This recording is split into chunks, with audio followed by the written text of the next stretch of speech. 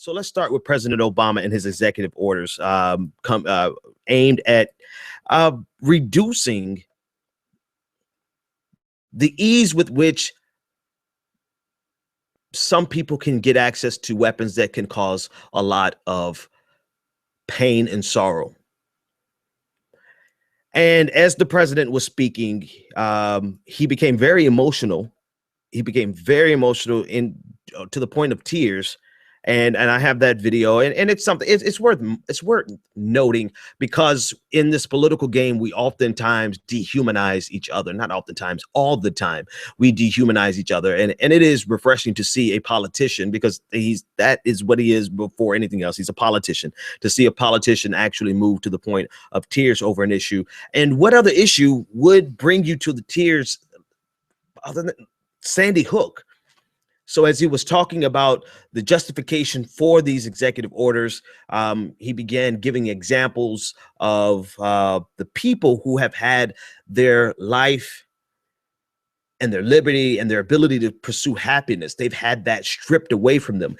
And he's juxtaposing that argument against the incessant claims that we're violating people's Second Amendment rights simply by doing universal background checks, right? You know, there's this unfounded fear that doing a background check or any type of registration, which is kind of disingenuous at best, because the type of training and the type of classes that most people who carry concealed weapons, who have permits to carry concealed weapons, they have to go through anyway.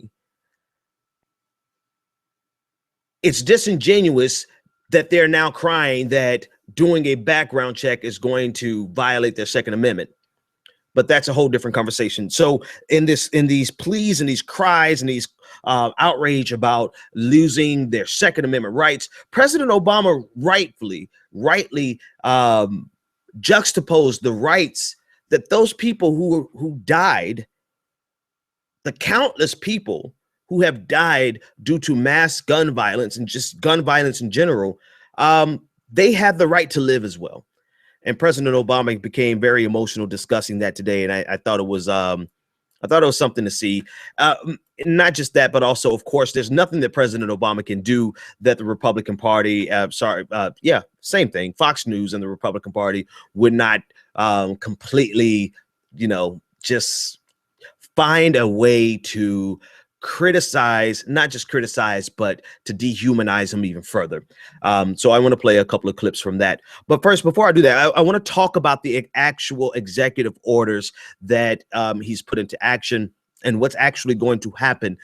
So here's what the actual plans will do. The federal government will issue guidance that will narrow who can sell guns without a federal license, based on an evaluation of the circumstances surrounding individual gun sales. This goes to the heart of the gun show loophole, the type of categorization, or the lack really thereof. There was back in the 60s, there's been decades where gun shows really had this gaping loophole where they were able to get people there as personal gun salesmen, but the quantity and the frequency with which they were selling guns really in a normal situation would make them a dealer versus just an individual hobbyist or a person, a family, a guy who has his gun from his grandfather wants to come to a gun show and sell it. That is a person who's a hobbyist, is an individual. But you have people who have been able to go to gun shows and sell massive amounts of guns without doing background checks, because they fell underneath this loophole. So that's one of the number one things. We discussed that 2 weeks ago. That's one of the main things this is going to do. The other thing that it's going to do is that the FBI is going to hire more than 230 people. They're, about 50% of their workforce they're adding to the background check department, I guess you would call it.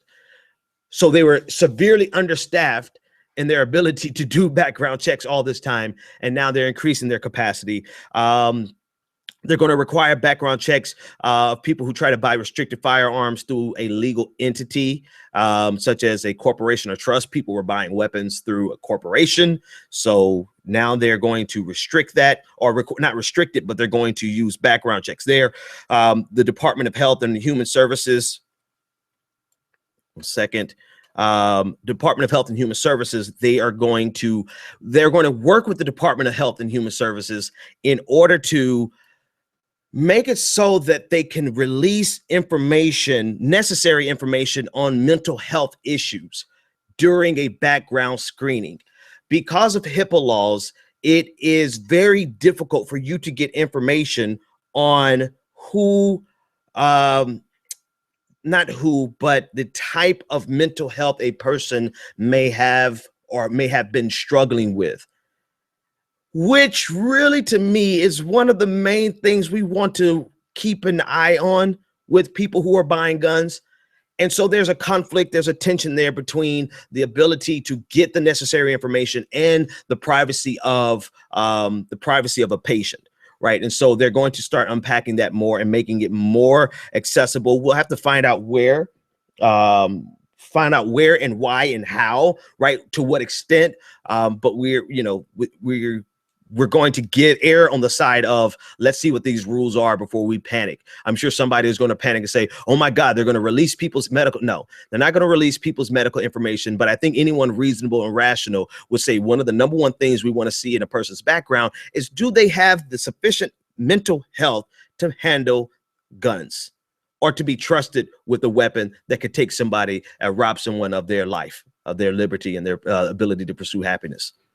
Last but not least, the administration will enforce tighter rules on reporting guns that are lost or stolen, and federal agencies will encourage and fund more research into technologies that can make guns safer, et cetera, et cetera. So there's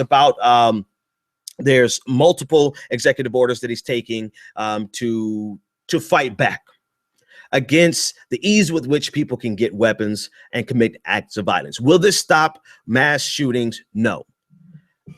I mean, so long as there's about 300 million weapons in the United States, almost one for every man, woman, and child, there's really nothing that we can do to stop mass shootings. But that doesn't mean that we shouldn't try.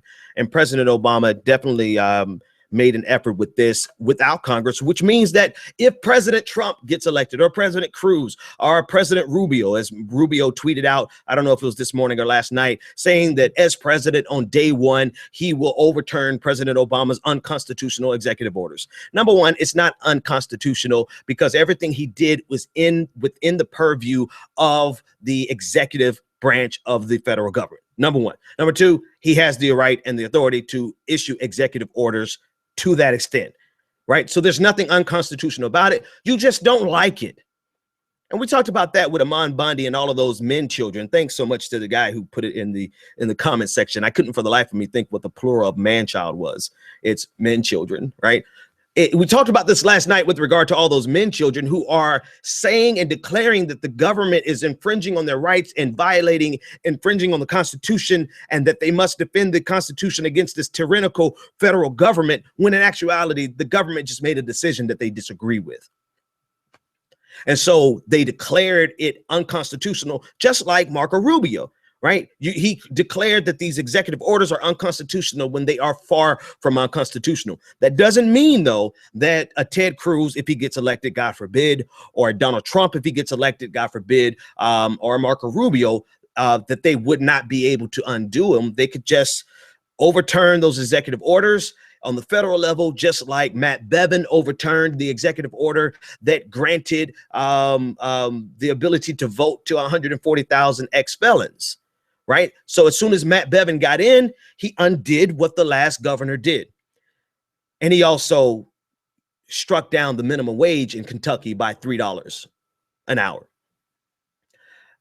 I went on that tangent because it's extremely important that we realize that these elections, they do really matter.